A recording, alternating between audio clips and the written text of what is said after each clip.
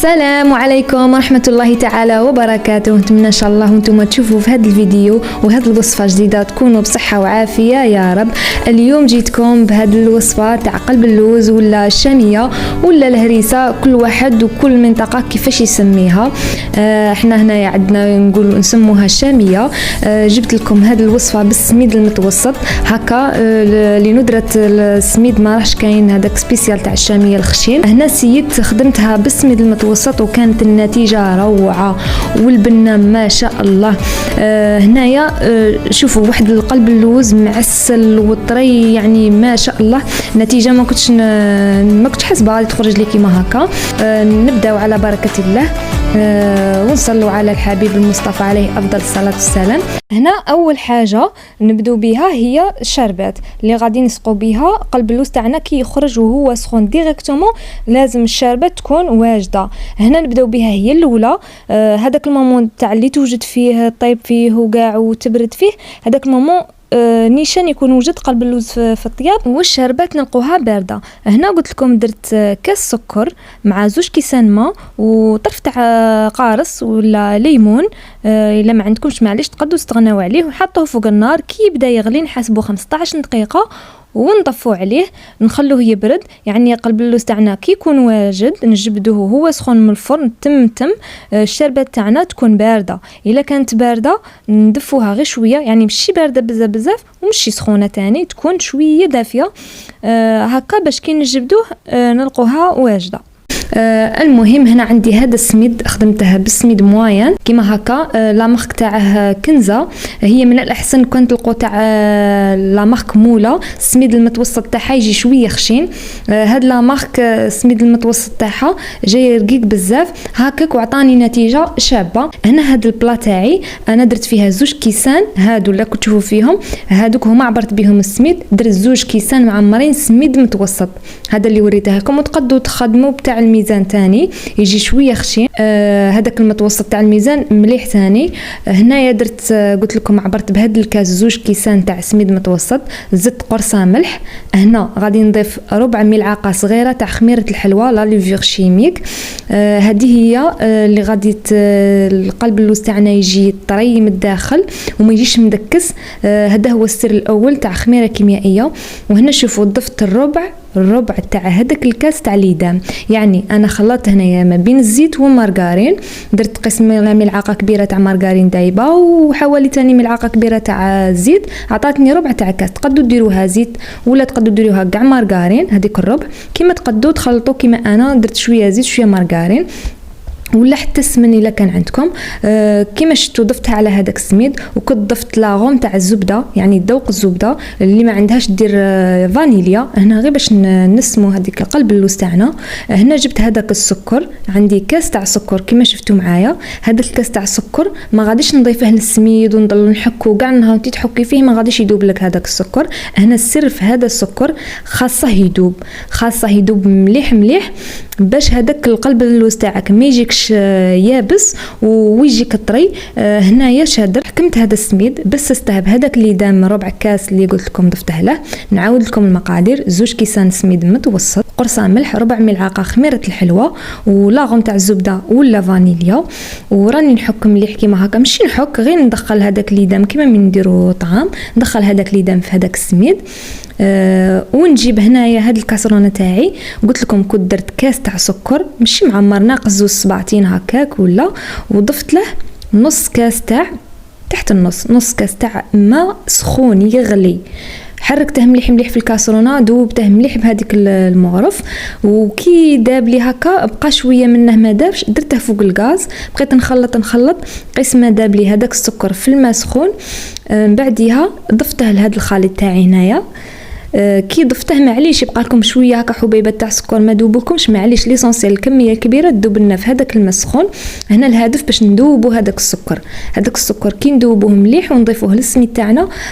ما راحش يجينا يابس لقلب اللوز وراح يجي معسل من الداخل. هذا هو السر الثاني. وهنا كيما شفتوا معايا ضفته لهذاك السميد وهذاك الليدام وراني كيما هكا كي شغل ما نعجنوهاش غير بالاصابع تاوعي. انا راني مسرعه الفيديو على بهاني بالكم كيما هكا. هنا غير بشويه هكا بالاصابع تاوعك كي شغل حاولي باش تجانسوا لك المكونات تاوعك، وكيما هكا حتى نكملوا. قلت لكم عطيتكم المقادير بالضبط، يعني 2 كيسان سميد متوسط، ربع كاس سيدام، كاس تاع السكر اللي ضفنا له نص كاس تاع ماء سخون يغلي وذوبنا فيه هذاك السكر، من بعدها ضفناه للخليط تاعنا، ولاغون تاع زبده، ولا كان عندك فانيليا تاني ديري فانيليا هنا غير باش نسمو القلب اللوز تاعنا. وتاني كي ضفت هذاك السكر مع هذاك الماء كنت ضفت ملعقه كبيره تاع ما زهر باش نسمو تاني القلب اللوز تاعنا، نعرفوه باللي نديرو فيه الماء زهر. هنا جبنا هذه البلا، القياس تاعها 23 سنتيم على 23 سنتيم. هنايا شتو خرجت لي الله يبارك هادو 2 كيسان تاع سميد، خرجوا لي الله يبارك، خرجوا لي حوالي 9 حبات كبار تاع قلب اللوز. كما تقدي تقطعيهم على شكل مربعات صغار يخرج لك حتى 12 حبه. انا هنايا درتهم كبار على بها خرجوا لي 9 حبات. انت كي ديريهم صغار راح يخرجوا لك 12 حبه. وهنا بالنسبه للمول، انت كي يكون عندك سميد وما تعرفيش المول تاعك القياس تاعه الا يرفد لك هذيك الكميه تاع السميد، كي ديري شتي انا في الاول كنت وريت لكم كنت عبرت 2 كيسان هذوك تاع السميد كبيتهم في البلا تاعي. هي قبل ما تعبروا ديروا السميد تاعكم اللي عندكم في البلا اللي رايحين تطيبوا فيها القلب اللوز، كبوا السميد تاعكم. لازم السميد تاعكم ما يديباسيش النص، يعني تحت النص بشويه، باصبع تحت النص تاع البلا باصبع. بهذيك هذاك هو القياس اللي يجيكم من النيشان تاع السميد. هنا راني نهضر على السميد كي يكون ناشف في الاول كاع باش توزنوه وتشوفوه الا يجيكم مع البلا تاعكم ولا ما يجيكمش. على خاطر من بعد كي يطيب وغادي نديروا له سيغو نشربوها بهذيك الشربات رايح يزيد الحجم تاعه ويجيكم نيشان سوا مع البلا تاعكم. هنا كنتوا تشوفوا فيا كيفاش كنت ندير في السميد تاعي في البلا. كما شفتوا انا راني مسرعه الفيديو، يعني غير بشويه رفدوا بالكميات وديروه في البلا تاعكم غير بشويه، بصح ما تضغطوش عليه كي ديروا الكميه، تبقاوش تضغطوا عليه بيديكم هكا شغل تعاصروا عليه باش ما يجيكمش مدكس من بعده وما يجيكمش القلب اللوز تاعكم قاسح من الداخل. هنايا غير بشويه بيديكم وبلاطيوه كيما هكا في البلا مشيوه، ومن بعد جيبوا هذا المغرف كيما هكا تاع اكل، ولا الا عندكم كوبات تاع العجين تانيك من الافضل. هنا دوبت، تبغوا الزيت تبغوا ديروا مارغارين، هنا كان باقي لي شويه مارغارين دايبه. بقيت ندير هذيك المغرف هذيك المارغارين بالظهر تاعها ونبلاطي الوجه تاع القلب اللوز تاعي شغل غير بشويه، بصح بلا ما نضغطوا عليه، يعني ما نعصروش عليه على العجين تاعنا، غير هكا من الفوق شغل نليسيو هذاك الوجه بالمغرف. من بعدها نجيب هذاك البانسو وندهن هذاك الوجه بالمارغارين اللي كانت باقيت لي باش يعطيني وجه دوغي ذهبي شباب. يعني احنا نعرفوا القلب اللوز الوجه تاعه لازم يجي دوغي، هذاك الذهبي الفونسي يعطي منظر شباب. وهنايا وخليت شويه مارغرين بعدها كي يكون يطيب في الفوغ، بعدها في نص الطياب نعاود ندهن الوجه تاعه. وهنايا قلت لكم جيت وتراصيت على الطول 3 مربعات والعرض تاني 3 كيف قلت لكم 9 حبات. وهنا اللي تبغي دير المربعات تاعها صغار شويه على تاوعي دير تقطع راسي على حساب 4 تاع المربعات بالطول وبالعرض يخرجوا لك 12 حبه. وهنا جبت معكم هذاك اللوز كما شفتوا بالقشور، تقدروا ديروا اللوز بالقشور، تقدروا انا نفخته في شويه ما مده 20 دقيقه ولا ربع ساعه في الماء سخون وقشرته من القشر تاعه وقسمت الحبه على 2 ودرت هذاك الشكل. كما تقدروا ديروا حبه كاوكاو، كما تقدروا ما ديروش كاع. وهنا تكونوا مسخنين الفرن تاعكم مليح. كي تجوا تدخلوا البلا تاعكم نقصوا له قلب اللوز ما يديش وقت كبير، ماكسيموم 15 مينوت ولا 15 دقيقه حتى ل 20 دقيقه على حسب الفرن.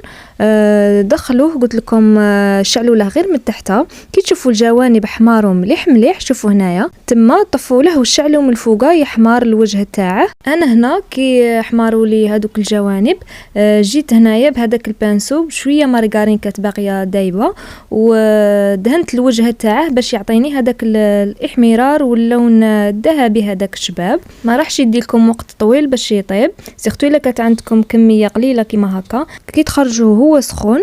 لازم هو سخون تم تكونوا موجدين الشربات تاعكم. انا هنا راني زدت عصرت عليها عصره تاع الليم، نبغي هذيك النكهه تاع الليم في القلب اللوز تكاسينا هذيك الحلاوه من الريحه تاعه.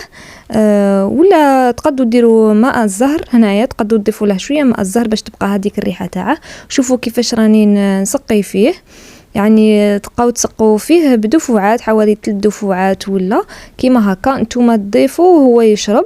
شوفوا حتى انا ضفت الدفعه الاولى، الدفعه الثانيه حبست كي بقى يشرب عاود ضفت الدفعه الثالثه، يعني قسمتها على 3 دفعات. شوفوا هنايا كنت خليته الدفعه الثالثه الاخيره كاع، شوفوا كنت خليته. هنايا كي تشوفوا كيما هكا شوفوا كيفاش راني نقلب فيه، راه شغل صاي تشرب وما خصهش، بقاك شغل هذاك السيرو شويه يبان من الفوقه كيما راكم تشوفوا في الصوره. وهنا غير تكملوا تشربوه الدفعه الاخيره تم رجعوه للفرن تاعكم اللي كنتوا طفيتوه يكون طافي. في هذيك السخانه تاعه رجعوه لهذاك الفرن وغطيوه بكاش حاجه كيما هكا بلا من الفوقه ولا كاش حاجه صاشي ولا باش هذيك السخانه تولي عليه ويطرى لكم الداخل ويتشرب لكم هذيك السيرو تاعكم. وخليوه حوالي 6 ساعات على الأقل، 6 ساعات ولا ليلة كاملة تكونوا درتوه في العشية تخلوه الغدوة، ولا إلا درتوه الصباح بكري تقدروا تتناولوه في العشية.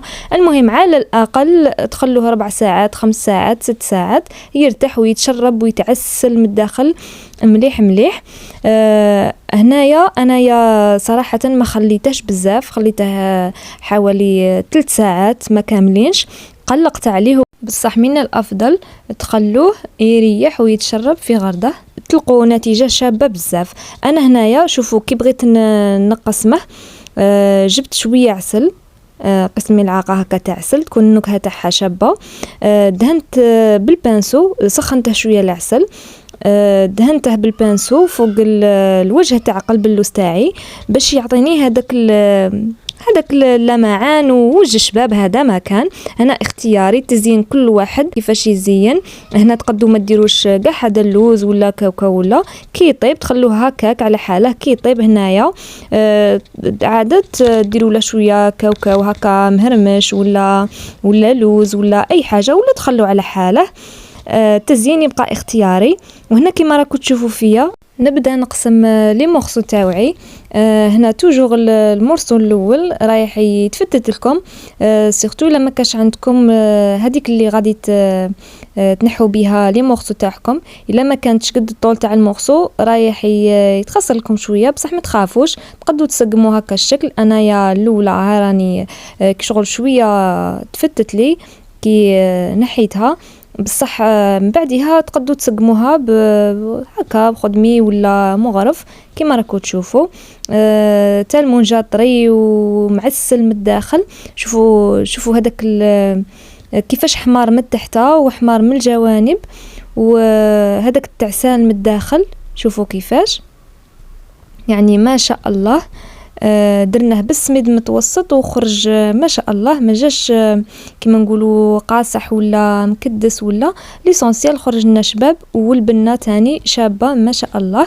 هكا انا اعطيتكم كميه قليله باش تجربوه وهكا ما تعجزوش عليه، وكي تسيوه المره الاولى وينجح معاكم ويعجبكم وتبغوا تضاعفوا المقادير ديروا صينيه كبيره، ضاعفوا المقادير فقط بنفس الطريقه وتبعوا الخطوات وبنفس التفاصيل اللي عطيتهم لكم، هكا تنجحوا فيه. وان شاء الله فرص اخرى نقدم لكم قلب اللوز بالسميد نتاعه الخشين. تاني كيجي شباب روعة ما شاء الله، ووصفة تكون سهلة ان شاء الله كامل تنجحوا فيها. وهنايا نتمنى ان شاء الله تجربوه وتنجحوا فيه، وخاصة لعشاق القلب اللوز بما انه رمضان على الابواب. ان شاء الله يا ربي يدخل علينا بالصحة والهنا وعلى جميع الأمة الإسلامية يا رب. شوفوا هاد الحبة هاد المورصو، شوفوا درتهم في هاد الكيسات، جاو شابين ما شاء الله. وشوفوا هذاك المنظر تاعهم يعني دوغي شباب، ومن تحت خليتها حمارت يعني عسوه باش ما يحترق لكمش. كي تشوفوا حماروا الجوانب طفوا عليه وشعلوا له من الفوقه تاني عسوه كي حمار يعطي وجه شباب، طفيوا عليه وهكا تحصلوا على قلب اللوز شباب. هذا هو السر تاني اللي ينجح به قلب اللوز، ما يجيش خضار ومعجن من الداخل.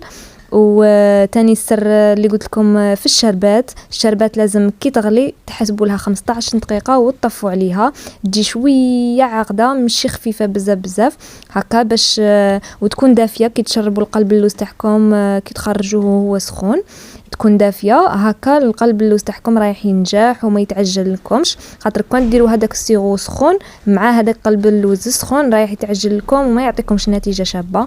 ونتمنى ان شاء الله يا ربي تنجحوا فيه، خاصه للمبتدئات ولا هكا اللي تبغي قلب اللوز وما تنجحش فيه. وهنا نقول لكم غير بشويه كي تكونوا تنحوا لي مخصو تاعكم وتديروا هكا في كيسات ولا تحطوا في طبسي ولا استعينوا هكا بخدمي هكا. وكل ما تحطوا المخصو تاعكم تبغوا تقلعوا واحد اخر، نقوا هذيك اللي تكونوا تنحوا بها، نقوها مليح من هذوك البقايا تاع السميد تاع قلب اللوز، باش هكا كي تجيو تنحوا المخصو ما يعاودش يتفتت لكم ولا يلصق لكم، على خاطر راه معسل وشتو لا تكستير تاعه كيفاش جايه. وهذا هو، ها تشوفوا فيا كيفاه راني ندير، راني نحي هذاك السميد زياده، من بعدها عاد نقلع المخصو الاخر كيما هكا ونسقمو هكا موس كيما هكا ولا. شوفوا ما شاء الله من عين نشكر فيه، الصورة راها تعبر. والبنة نهار ديروه تجربوه تعرفوا البنة على واش راني نهدر. ونقولكم مرحبا بكم بالمشتركين الجدد، والله غير فرحتوني بالتعليق تاعكم، ومرحبا بكم في قناتكم، شرفتوا القناة. وان شاء الله يا ربي تكبر قناتنا وتكبر العائلة تاع القناة تاعنا، وهكا تفرحوني بالتعليق تاعكم. وسيرتو كي تجربوا الوصفات وتقولوا لي جربناهم هكا نزيد نفرح اكثر واكثر ونشارك معكم الوصفات تاوعي السهله والسريعه. وسمحوا لي طولت عليكم في هذا الفيديو، الله غالب عييت نسرع فيه وما نقدش ما نوريكمش جميع الخطوات هكا باش تنجحوا فيه. اما خدمته هو ما رايحاش نديركم بزاف الوقت، يا ربي 5 دقائق تكونوا موجدين المقادير تاعكم، 5 دقائق ولا اكثر 10 دقائق. تخلطوا المكونات تاعكم ديروهم في البلا، تكونوا عارفين الخطوات، ديروهم في الفرن يا ربي يديكم 15 دقيقه الى 20 دقيقه باش يطيب ويكون واجد. وتسقوه بالشربات وتخلوه يريح، يعني طريقه التحضير تاعه ماشي ما تديش الوقت، يا ربي 5 دقائق 10 دقائق تخلطوه وديروه يطيب. اسهل منه ما كانش، يعني هنا ما نبيتوه ما نقيلوه ما والو، هنايا وصفه تخلطي المقادير ديريه يطيب وصاي، وما فيه لا اضافات لا والو، لا حليب لبن لا حتى حاجه. يعني هذوك الاضافات اللي يضيفوهم له وكاع انا درت برك سميد يدام وسكر. هذا ما كان بثلاث مكونات الاساسيه وخرج لي قلب اللوز ولا اروع. ونقولكم اللي مازال ما اشتركتش في القناه نقولها اشتركي في القناه هكا باش تستفادي معنا، سيرتو الا كنتي مبتدئه ولا متزوجه جديده وتبغي تسيي هكا الوصفات اللي يعجبوك. نقولكم الى اللقاء في فيديو اخر ان شاء الله، مع السلامه.